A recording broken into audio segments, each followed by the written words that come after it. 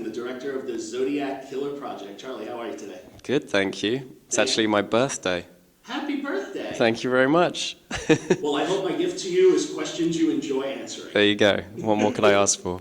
So, really first I'm curious, how did you find this book? Like, what was it about this topic of looking at the Zodiac Killer and the book you found?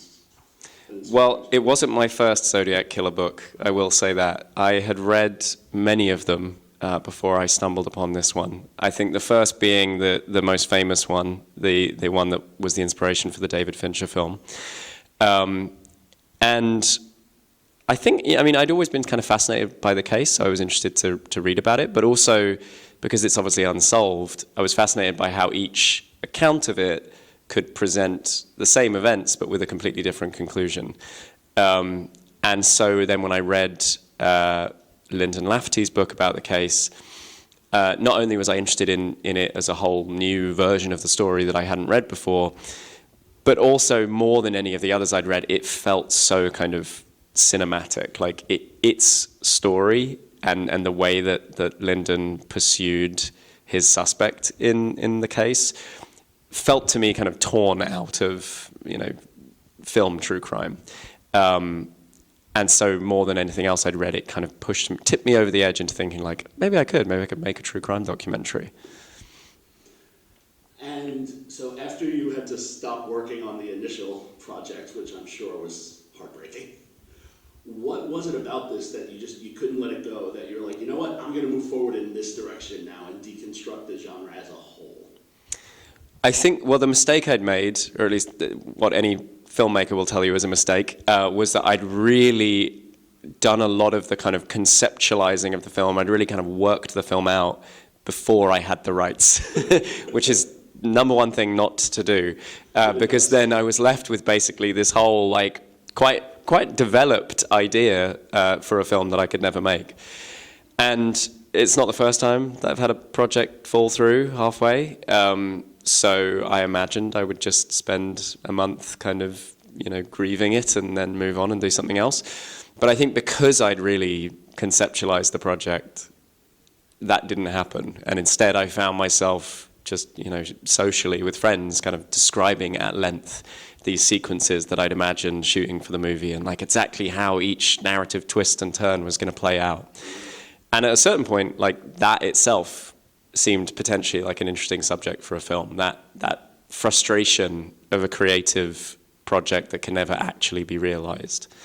And so, yeah, even before I imagined it as sort of something that would be about true crime at large, it was just about that feeling of frustration, that feeling of an unrealizable dream. So the style of this is interesting. So you narrated this one, and you even included shots of you like chatting in the booth, like having that. How did you decide to frame, what were those conversations like with your team when you were like, here's how we're going to frame this, like me in the booth, this, intercutting all these clips from like 30 different true crime series. How did you design that structure? So, I mean, it was kind of born of what I just mentioned, like sitting in pubs and describing scenes to friends who, patiently listened as I waffled away about these like imagined shots and transitions and so on. And just thinking like, could that work as a film? Could that be a form that works on screen? That it's just me kind of improvising these scenes, while you're not actually getting to see any of the content of the scene itself. So one of the first things I decided was that I wanted to have all of the narration be improvised and not script anything, because I'm not an actor. I'm not someone who can like convey spontaneity through reading a scripted line. And so that pushed me in the direction of just going into a booth and trying to conjure it, on the spot. Obviously, there was a lot of ums and ers and waffling away, and the thing that you see in the finished film is a quite neatly cut down version of what was a very lengthy process. But yeah, I was kind of interested in like the organic patterns of speech when you're just sort of telling a story like that. And yeah, the decision to film that as well was really just to kind of underline that this was just a person telling you a story. Well, I appreciated that authenticity of it because I really felt like we were just sitting down having a drink and talking about this, so it was That's nice really good to hear. I enjoyed about it. Thank you. So now, given the horrific nature just of the true crime genre in general, right? Like, we as a society just seem so enmeshed in it. It's so horrific. It's like that we can't turn away from it. What is it about the true crime genre that you think that just grips us as a society? I mean, I think there's kind of two questions, and they're obviously completely interlinked, but there's the question that I think is asked a lot, which is, why do people want to watch this stuff? You know, why are people drawn to the macabre and the gruesome? And you see that question pop up even in true crime. It's almost like a default part of true crime now is the scene where they kind of go like, but why do you, the viewer at home, want to see all of this grisly material? And then there's the other question, which I think is much less often asked, which is, why are we as an industry, the documentary industry, churning out so much of this material? And the answer that a lot of people will give you is like, oh, we're just, meeting the demand. But personally, I think it's just as likely that this endless supply is what's creating the demand, because what happens when you load up a streamer, you get a bunch of true crime options and you kind of hit play almost automatically, and then once you've hit play once, then the next 10 things you suggested are more true crime, and so on and so forth. So I think, it's worth asking, like, why the industry that I'm a part of is so preoccupied by making this stuff alongside, a tiny handful of other formats, celebrity documentaries about cults. And I think the answer, or at least one of the answers, is it's just really reproducible.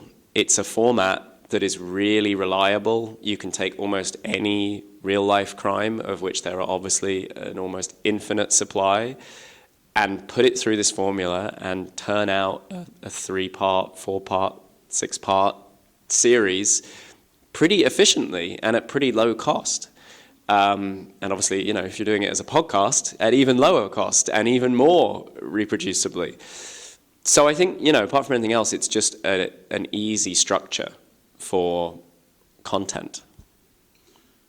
So as a documentary filmmaker, because I work in education, so I love to ask this question, what 1 or 2 pieces of advice would you give to the aspiring documentary filmmaker that watches this interview and then goes and watches your film?